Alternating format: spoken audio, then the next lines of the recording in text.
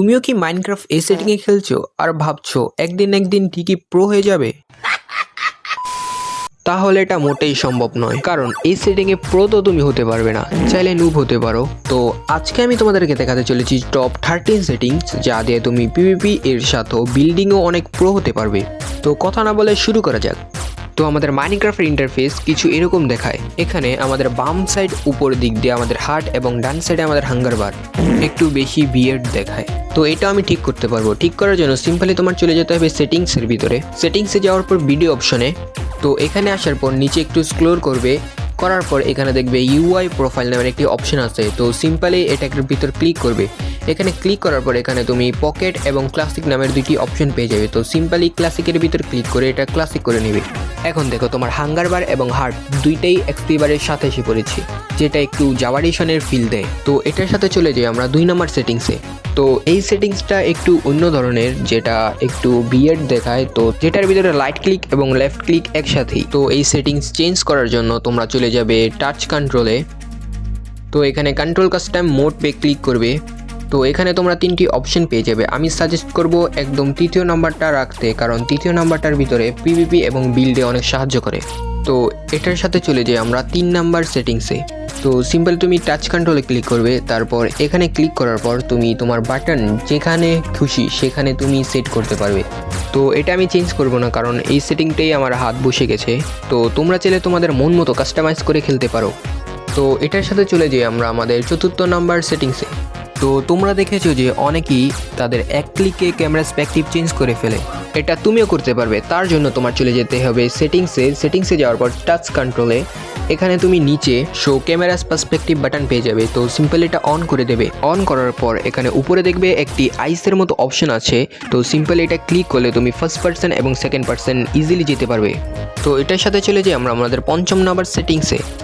তো এখানে spirit using the joystick নামের একটি অপশন পেয়ে যাবে। তো সিম্পল এটা অন করে দেবে। তো এতটুকু করার পর এখানে দেখো একটি বাটন ছিল, ওইটা চলে গেছে। এটা করার পর তুমি এই বাটনটা ক্লিক ছাড়াই দৌড়াতে পারবে এবং পিভিপির ভিতর এটা অনেক সাহায্য করবে। তো আমাদের 6 নম্বর যে সেটিংটা আছে ওইটা দিয়ে তোমাদের গেম প্লে একটু সুন্দর হতে পারে। আমি দেখাচ্ছি কি করে। তো এখানে দেখো তুমি যে কোনো ব্লক হাতে নিলে ওইটার নিচ দিয়ে একটি আন্ডারলাইন করা নাম আসে, যেটা দেখতে একটু খারাপ লাগে এবং স্পেসও ঘেরে অনেক। তো এটা ঠিক করার জন্য তুমি আগেন চলে যাবে সেটিংসে। তো এখানে একদম প্রথমটাই ক্লিক করে একটু নিচে যাবে। নিচে যেয়ে দেখবে টেক্সট ব্যাকগ্রাউন্ড অপেসিটি। তো এটা একদম 0 করে দেবে। তো এটা করার পর এখানে দেখো তুমি যে কোনো আইটেম হাতে নিলে ওইটার ব্যাকগ্রাউন্ডে কালো কালার ওই জিনিসটা আর আসবে না, শুধু ওইটার নামটা আসবে, যেটা একটু দেখতেও ভালো লাগে। তো আমাদের 7 নম্বর সেটিংসটা সেম এরকমই। যখন তোমরা তোমাদের বন্ধুদেরকে কোনো চ্যাট কিংবা তোমার বন্ধু তোমাকে কোনো চ্যাট লেগে, তখন তুমি দেখো যে ওইটার সেম এরকম কালো কালার ব্যাকগ্রাউন্ড আসে। তো এটা ঠিক করার জন্য তোমার আগেন চলে যেতে হবে অপোসিটি মোডে।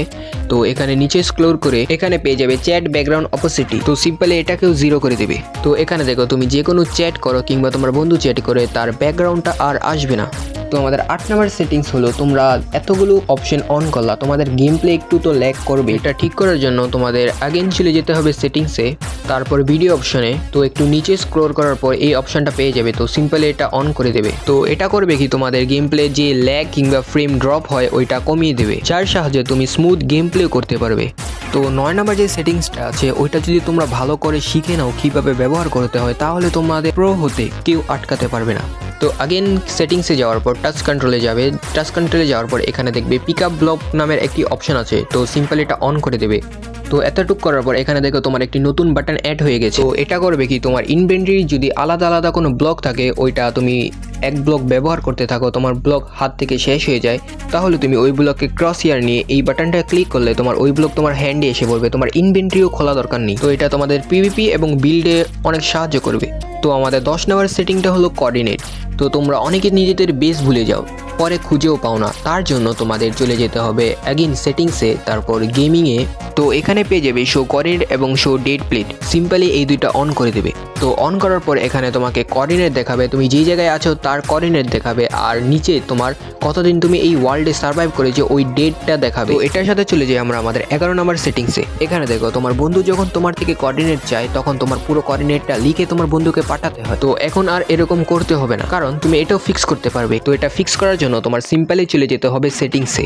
তো যাওয়ার পর নিচে একটু স্ক্রল করবে, করার পর এখানে দেখো ক্রিয়েটার নামের একটি অপশন আছে। তো সিম্পলি এটা ক্লিক করার পর প্রথম যে অপশনটা আছে সিম্পলি ওইটা অন করে দেবে। করার পর এখানে তুমি চ্যাট খুলে নেবে এবং উপরে দেখো তোমার কোঅর্ডিনেট কপি এবং যে লোকেশন আছে ওইটা পাঠানোর অপশন আছে। তো সিম্পলি এটা দিয়ে তোমার বন্ধুকে তুমি সহজেই কোঅর্ডিনেট পাঠিয়ে দিতে পারবে। তো আমাদের 12 নম্বর সেটিংস হলো তোমরা যখন তোমাদের আর্মারকে এনচারমেন্ট করো সেটা একটু গ্লো কম করে বেডরক এডিশনে। তো ওইটা ফিক্স করার জন্য তোমাদের আগেই চলে যেতে হবে সেটিংসে। তো এখানে একদম উপরের অপশনে ক্লিক করার পর এখানে দেখবে গ্লোয়িং স্ট্রেংথ নামের একটি অপশন আছে। তো এটা একটু বাড়িয়ে দেবে, এটার সাথে এটার উপরে যে অপশনটা আছে ওইটাও একটু বাড়িয়ে দেবে। আমি তোমাদের সাজেস্ট করবো যে এটা 75 এবং এটা 55 রাখতে। তো এটা যতবার হবে তোমাদের আর্মার তত গ্লোয়িং করবে। আমি সাজেস্ট করবো এটা একটু কম রাখতে, কারণ এটা তোমাদের গেম প্লে একটু ল্যাগই করে দেবে। তো এর সাথে চলে যাই আমরা আমাদের 13 নম্বর সেটিংসে। তো তোমরা অনেকে পিভিপি করতে পছন্দ করো, তার জন্য তোমাদের এফওবি অনেক হাই করতে হবে। তার জন্য তুমি আগে চলে যাবে সেটিংসে যাওয়ার পর এখানে ভিডিও অপশনে এসে পড়বে। এই ভিডিও অপশনে আসার পর এখানে নিচে দেখবে এফওবি। তো আমি সাজেস্ট করব তোমরা এটা 70-এর ভিতরে রাখতে, কিন্তু তোমরা যদি একটু এক্সট্রিম লেভেলের চাও তাহলে তোমরা এটা 110 কিংবা 100-এর ভিতরে রাখতে পারো। আমি তেমন পিভিপি করি না, তার জন্য এটা আমি 70-এর ভিতরে রাখবো। তোমরা চাইলে তোমরা এটা নিজের মোতাবেতে রাখতে পারো। তো এর সাথে চলে যাই আমরা আমাদের 14 নম্বর সেটিংসে। তো আমাদের বেডরক এডিশনে ক্রস হেয়ার যে ব্লকে রাখা হয় ওই ব্লকটা একটু এরকম সাদা কালারের গ্লোয়িং করে। তো এটাও জাভা এডিশনের মতো করতে চাইলে তোমার আগে চলে যেতে হবে সেটিংসে যাওয়ার পর তুমি সিম্পলি চলে যাবে ভিডিও অপশনে, একটু নিচে স্ক্রল করবে, নিচে দেখবে একটি আউটলাইন সিলেকশন নামের একটি অপশন আছে। তো সিম্পলি এটা অন করে দেবে। এটা করার পর তোমার জাভা এডিশনের মতো এখানেও তোমার কালো কালার একটি আউটলাইন চলে এসেছে। তো এটার সাথে তোমার পিভিপির সাথে বিল্ডিং করতেও একটু ইজি হবে এবং দেখতেও জাভা এডিশনের মতো লাগে। তো এই সেটিংগুলো অ্যাপ্লাই করলে তোমার গেম প্লে সহজ হবে, কিন্তু ইমপ্রুভ তোমার নিজেরই করতে হবে, কারণ এই সেটিংগুলো তোমার গেম প্লে করতে সাহায্য করবে, প্রো নয়। তো এখনই এই সেটিংগুলো দিয়ে তুমি প্র্যাকটিস করা শুরু করে দাও। আশা করি এই ভিডিওটি দেখার পর তোমার মাইনক্রাফট গেম প্লে অনেকই ইমপ্রুভ হবে। আর হ্যাঁ, তোমরা যদি মাইনক্রাফটের এরকম কন্টেন্ট কিংবা ভিডিও দেখতে পছন্দ করো তাহলে আমাদের এই চ্যানেলটিকে সাবস্ক্রাইব করে আমাদের পাশে থাকতে পারো। আগামীতে ইনশাল্লাহ আরও ভালো ভালো ভিডিও নিয়ে আসার চেষ্টা করব। আজকের জন্য এতটুকুই। সবাই ভালো থাকবেন, সুস্থ থাকবেন। আল্লাহ হাফেজ।